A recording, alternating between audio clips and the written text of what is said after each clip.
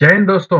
एक बार फिर से आप सभी का स्वागत है आपके अपने चैनल शेयर मार्केट ट्रेडर्स में। तो फ्रेंड्स, आज जैसा कि मैंने आपको कहा था 4 जनवरी के दिन कंसोलिडेशन का बेसिकली टाइम रह सकता है और वही चीज आज कंसोलिडेशन निफ्टी में खास करके एक कंसोलिडेशन की रेंज ही रही और निफ्टी ने एक रेंजिंग जोन में ही कारोबार किया।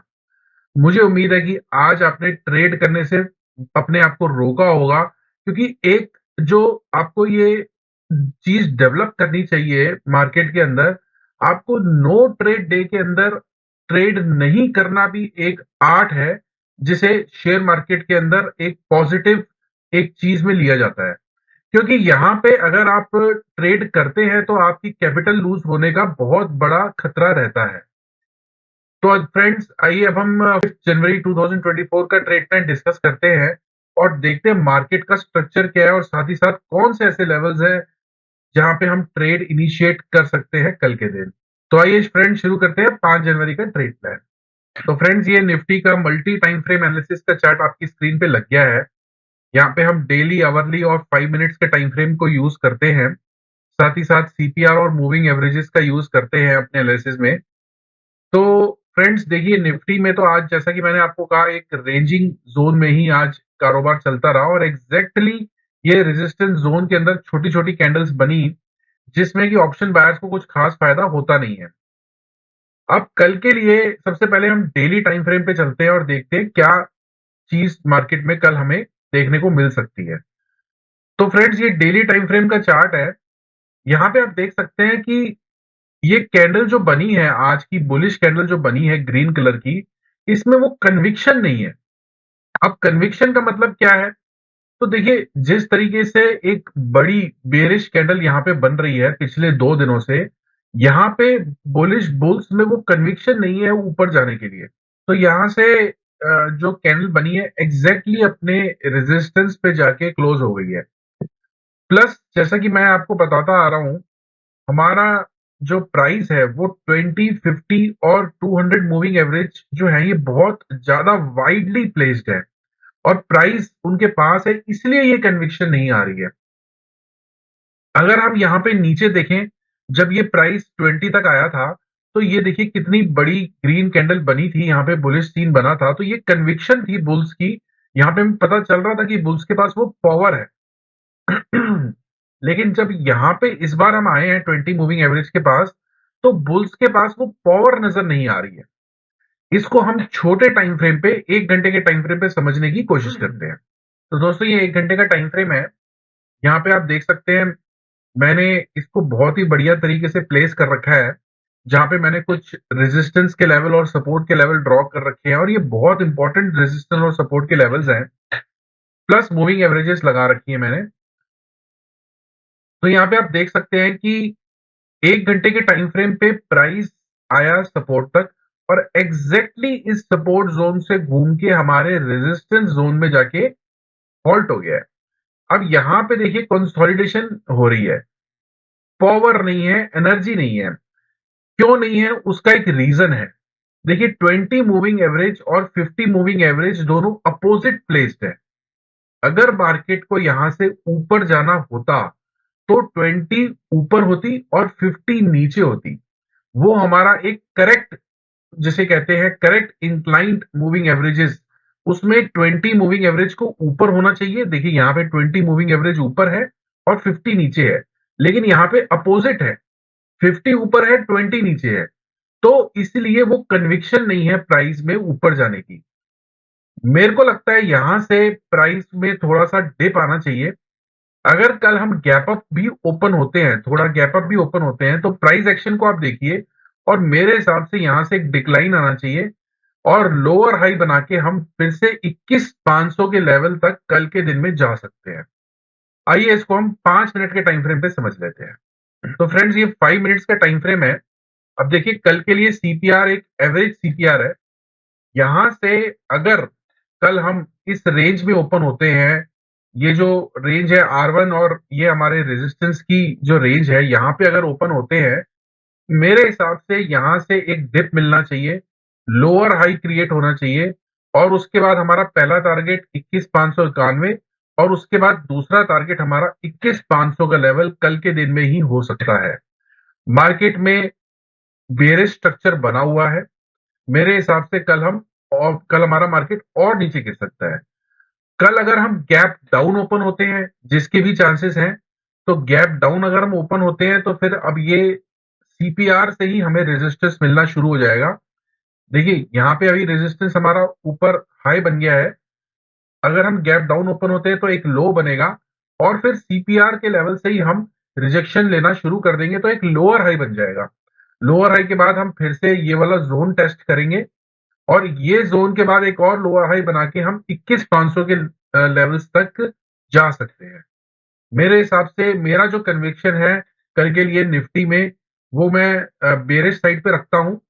मैं कल सेल ऑन रैली ही प्ले करूंगा। जो भी मेरे को राइस मिलेगा उसको मैं सेल करने की कोशिश करूंगा विद अ टारगेट ऑफ 21,500। तो फ्रेंड्स, मुझे उम्मीद है कि आपको निफ्टी का ट्रेड प्लान क्लियरली समझ में आ गया होगा। आइए अब हम बैंक निफ्टी का ट्रेड प्लान भी डिस्कस कर लेते हैं। तो फ्रेंड्स, ये बैंक निफ्टी का मल्टी टाइम फ्रेम एनालिसिस आपकी स्क्रीन पे लग गया है। यहाँ पे भी आप देख सकते हैं कि आज जो आज जो रिट्रेसमेंट आई, जैसा कि मैंने आपको कल कहा था कि रिट्रेसमेंट आ सकती है, निफ्टी में नहीं आ सकती है क्योंकि निफ्टी में एक वाइड रेंज थी, पर बैंक निफ्टी में वो रिट्रेसमेंट आई। अब वो रिट्रेसमेंट कन्विक्शन नहीं है। यहाँ पे आप यहाँ पे बुल्स के साथ नहीं जा सकते। क्यों नहीं जा सकते, उसका भी मैं रीजन आपको बताता हूँ। देखिए डेली टाइम फ्रेम पे पहले हम देखते हैं। डेली टाइम फ्रेम पे आपको ये बुलिश कैंडल नजर आ रही है। तो यहां से एग्जैक्टली 20 मूविंग एवरेज से बुल्स ने यहाँ पे अपना पावर दिखाई है। लेकिन आप 20, 50 और 200 को देखिए कितना वाइडली प्लेस्ड है ये। तो वाइडली प्लेस्ड होने की वजह से यहाँ पे वो पावर नहीं है, वो कन्विक्शन नहीं है हमें ऊपर जाने के लिए। अब इतनी बुलिश कैंडल बैंक निफ्टी में क्यों बनी और निफ्टी में क्यों नहीं बनी? वो बैंक निफ्टी में इसलिए बनी क्योंकि बैंक निफ्टी ज्यादा वॉलेटाइल इंस्ट्रूमेंट है। बैंक निफ्टी में ज्यादा वॉलेटिलिटी आती है और यहाँ पे अट्रैक्ट किया जाता है रिटेल ट्रेडर्स को कि आप बुलिश है, यहाँ पे आप आइए और बाय कीजिए, और उसके बाद बहुत ही तेजी से नीचे गिरने के इसके पूरे पूरे चांसेस हैं। अब मैं आपको 1 घंटे के टाइम फ्रेम पे आपको समझाने की कोशिश करता हूं कि बैंक निफ्टी का स्ट्रक्चर क्या है।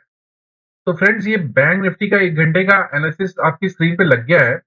यहाँ पे आप देख सकते हैं क्लियरली लोअर हाइज बन रहे थे और यहाँ पे एक रिट्रेसमेंट आई। रिट्रेसमेंट आके एग्जैक्टली इस रेजिस्टेंस लेवल पे हम खड़े हो गए हैं। अब इस रेजिस्टेंस लेवल पे खड़े होने के बाद यहाँ पे पावर तो चाहिए, यहाँ पे वो कन्विक्शन तो चाहिए, वो है ही नहीं। अब यहाँ पे भी सेम वही चीज, वही रीजन है जो मैंने निफ्टी में आपको बताया। 20 और 50 अपोजिट प्लेस्ड है। देखिए अगर मार्केट को यहां से ऊपर जाना होता तो ये 20 ऊपर होती और 50 नीचे प्लेस्ड होती। तो 20 मूविंग एवरेज से सपोर्ट लेके मार्केट ऊपर जा सकता था। लेकिन यहाँ पे 20 तो नीचे प्लेस्ड है, 50 ऊपर है। इसका मतलब मार्केट ऊपर जाने में दिक्कत आएगी, मार्केट को वो कन्विक्शन नहीं आएगी। तो यहां से मुझे लगता है एक गैप डाउन कल मिलना चाहिए और वहां से लोअर हाई बना के हम जल्दी ही 47,800 तक वापस आ सकते हैं। ये मेरा एक्सपेक्टेशन है, मेरी कन्विक्शन है।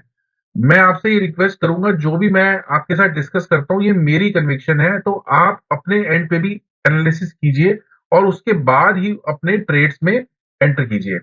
अब देखिए 5 मिनट्स के टाइम फ्रेम पे हम चलते हैं और देखने की कोशिश करते हैं कि कल किस तरीके से ट्रेड लिया जा सकता है। देखिए 5 मिनट्स के टाइम फ्रेम पे कल एक एवरेज सीपीआर है। तो एवरेज सीपीआर देखिए, आज नैरो सीपीआर थी तो एक ट्रेंडिंग मिल गया है और ये बेसिकली रिट्रेसमेंट है। लेकिन क्योंकि मैंने आपको कहा कि रिट्रेसमेंट में वो पावर नहीं है, तो यहाँ पे देखिए 20 और 50 दोनों ही सपोर्ट प्राइस को नहीं दे पा रही हैं। अब हायर टाइम फ्रेम भी हमने देख लिया कि हायर टाइम फ्रेम पे अपोजिट हैं मूविंग एवरेजेस।